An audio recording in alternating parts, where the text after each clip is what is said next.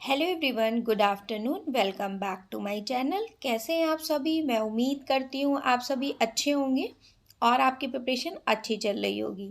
Morning में Shiva school जा चुका है। उसके बाद मैंने किचन के काम करे थे, लेट हो रहा था तो मैंने बिल्कुल भी शूट नहीं किया।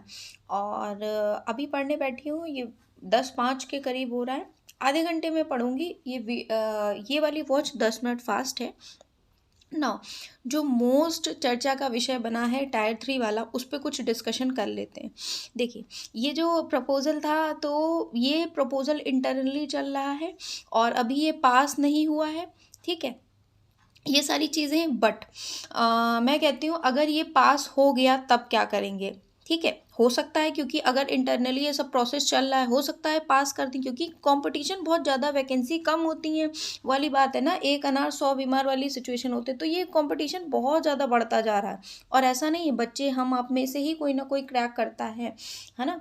तो अगर ये पास हो जाता है तब प्री मेंस इंटरव्यू सभी के लिए अपने आप को तैयार रखिएगा। आप अपने दिमाग में ये बैठा के रखिए कि भाई अगर पास हो गया तो मुझे देना है एग्ज़ाम और एनी हाउ क्रैक भी करना है। अब कैसे करना है? जो प्री होगा ऑब्जेक्टिव बेस होगा और जो मेंस होगा वो सब्जेक्टिव बेस होगा। इंटरव्यू तो एज यूजुअल जैसे इंटरव्यू होता है, फिर पूरी मेरिट बनेगी, देन सिलेक्शन होगा, है ना, इस हिसाब से। तो जो प्री होगा, पहले तो तैयारी प्री की ही करनी है। बोला जा रहा है ऐसा कि अप्रैल में फॉर्म आएगा और जुलाई में प्री हो जाएगा, उसके 2 महीने बाद अराउंड ऐसा कुछ, मतलब मेंस होगा, है ना। जो भी है, मतलब पहले प्री ही देना होगा ना। जब पहले वो क्लियर होगा तब मेंस होगा। अगर ये पास हो जाता है उसके केस में मैं बात कर रही हूँ। ठीक है, तो क्या करना होगा? अभी हम क्या कर सकते हैं? अभी हम लोग सिर्फ वही कर सकते हैं, जैसे साइकोलॉजी पढ़ सकते हैं, ईवीएस पढ़ सकते हैं, मैथ्स सीटेड वाली जो, मतलब एनसीईआरटी बेस्ड चीज़ें हैं ना, वो कवर कर सकते हैं। मैं क्या कवर कर रही हूँ वो मैं आपके साथ डिस्कस, मैं साइकोलॉजी कर रही हूँ। कई बार मैंने बताया मैं साइकोलॉजी कवर कर रही हूँ और इन डेप्थ चीज़ों को लेकर के कवर कर रही हूँ। ठीक है, जैसे ही साइकोलॉजी मेरी कंप्लीट हो जाएगी, मैं साइकोलॉजी के PYQs, मतलब एक दिन 60 क्वेश्चंस लगाए थे 21 फरवरी 2023 को जो एग्ज़ाम हुआ था। ठीक है, और मतलब जैसे जैसे साइकोलॉजी होती रहेगी, मुझे टाइम मिलता रहेगा, मैं साइकोलॉजी के क्वेश्चंस भी पहले 2023 वाले एग्ज़ाम के जो क्वेश्चंस हैं वो लगाऊंगी। देन उसके बाद पिछले जो, और मुझे कहीं से कुछ भी मिल जाए, मतलब केवीएस के जैसे 2018 वाले या जो भी एग्ज़ाम हुए सबके केवीएस के लगा डाले क्वेश्चंस। ठीक, उसके बाद भी मुझे प्रैक्टिस करने के लिए जो सीटेट पेपर 2 में या पेपर 1 में जो ईवीएस के क्वेश्चन, चाइल्ड से डेवलपमेंट पेडागोजी के क्वेश्चंस आए हैं, वो मैं, मेरे पास बुक है, उससे मैं लगा लूँगी। ठीक, ईवीएस के लिए मैं क्या कर रही हूँ? ईवीएस के लिए अगेन मैं सब कुछ पढ़ रही हूँ, जैसे बायोडाइवर्सिटी, वाटर पोल्यूशन और दुनिया भर की चीज़ें, ये सब पढ़ रही हूँ। ठीक है, आप सभी के डाउट्स ये आते हैं कि किसी ने, जिसने बैच लिया है, तो क्या एनसीईआरटी उसे हम कवर करवा रहे हैं कि नहीं करवा रहे हैं, क्या चीज़ें हैं क्या नहीं। तो ये चीज़ तो मैं लाइव लेती नहीं हूँ। अगर आपके पास टाइम हो, आप लाइव क्लास में सर के साथ जुड़ पाएँ तो सर से पूछ लें, क्योंकि सर तो जनरल चीज़ें पढ़ा रहे हैं, नो डाउट, ज्योग्राफी और साइंस वाली चीज़ें। ठीक है, उनसे पूछिए कि जो एनसीईआरटी में 6 थीम है, वाटर, शेल्टर, फैमिली, फ्रेंड्स, इन सब से रिलेटेड ये कब करवाएंगे।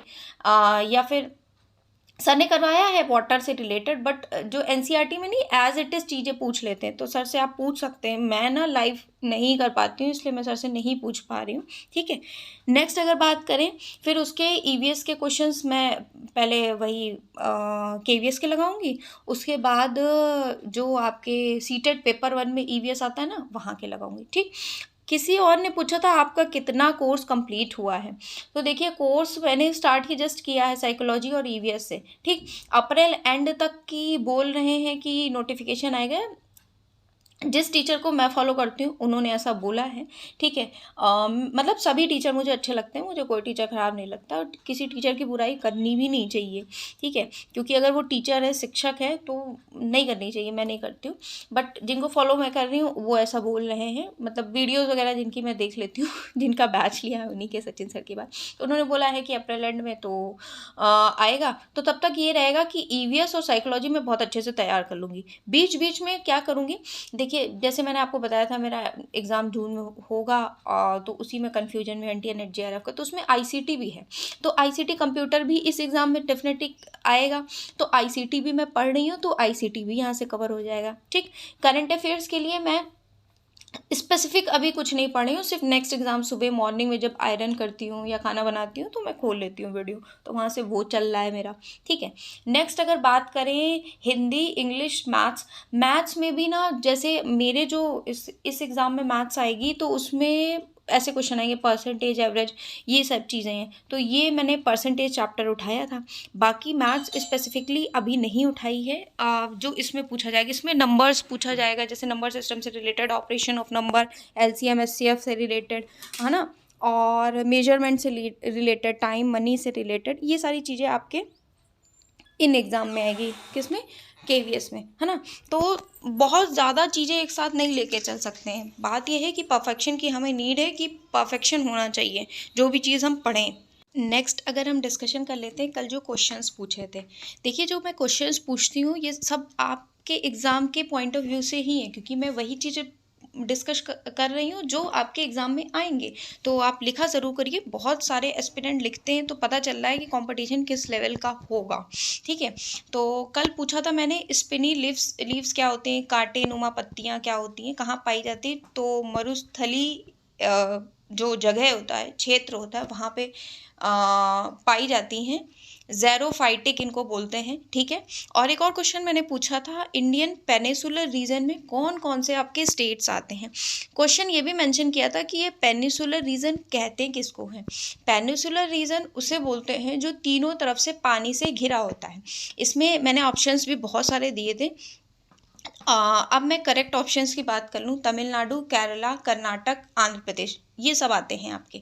ठीक है, और आई गेस यही मैंने पूछा था कल ईवीएस में। और कल मैं ईवीएस की क्लास नहीं कर पाई थी क्योंकि कल मैं एनईपी 2020 पढ़ने लगी थी, अपने आप में ही 1-1.5 घंटा मुझे लग गया इसको पढ़ने में। और क्योंकि मैं अपना सब्जेक्ट भी पढ़ रही, मैंने बताया आपको अपना सब्जेक्ट, मेरा सब्जेक्ट कॉमर्स है, बार बार आप सभी पूछते हैं, तो उसमें भी टाइम लग जाता है। और ये भी चल रहा है, इसमें सिर्फ 2 सब्जेक्ट उठाए, साइकोलॉजी और ईवीएस। अपने सब्जेक्ट कॉमर्स में तो नंबर ऑफ सब्जेक्ट्स हैं वो, और पेपर 1 के लिए जैसे आईसीटी है और मतलब मैथ्स के क्वेश्चन है, ये सारी चीज़ें। ठीक है, कल मैंने जो पढ़ा था एनईपी 2020 में, उससे रिलेटेड कुछ क्वेश्चंस, ठीक है, वो मैं डिस्कशन करना चाहूँगी आपसे, कि जो हमारा स्कूल एजुकेशन होता है, इसमें जो आपकी प्रिपरेटरी स्टेज होती है वो कौन से ईयर से होती है, किस क्लास के बच्चे होते हैं प्रिपरेटरी स्टेज में, और उनका एज ग्रुप क्या होता है। आंसर ज़रूर लिखिएगा, आप सभी के लिए बहुत बेनिफिशियल रहेगा। दूसरा, जो निपुण है वो कब आया था और इसका फुल फॉर्म क्या है, और एफएलएन का फुल फॉर्म क्या है, इसमें मेन 3 क्राइटेरियाज क्या हैं, मतलब इसमें मेन 3 चीज़ें कौन सी डिस्कस की गई हैं। नेक्स्ट, जो ECCE है इसका फुल फॉर्म क्या होता है, और इसके बारे में जो भी आपको पता हो वो लिखिएगा। और out of the box thinking किसे कहते हैं, ये भी। ठीक है, हालांकि क्वेश्चंस बहुत ज़्यादा हो गए, जितने आपको याद रहे आप लिखिएगा, आप ही के लिए बेनिफिशियल है। नेक्स्ट, एक मैंने मिड डे मील से रिलेटेड आप सभी के साथ डिस्कस किया था, तो उसमें आपके क्वेश्चंस क्वेरी आए थे, बहुत सारे एस्पिरेंट के तो सही ही आए थे, बट अमित कुमार जी का आया था कि बुक में 1996 दिया है। देखिए, बुक की जगह आप गूगल ऑथेंटिक जगह से पढ़िए, NCERTs को फॉलो करिए, वो ज़्यादा आपको बेहतर बता पाएंगी। ठीक है, तो गूगल से भी मैंने सर्च करके आपको बता दिया 1995 है। ठीक है, और PM पोषण योजना इसका नाम बदल कर रख दिया गया है। ठीक है।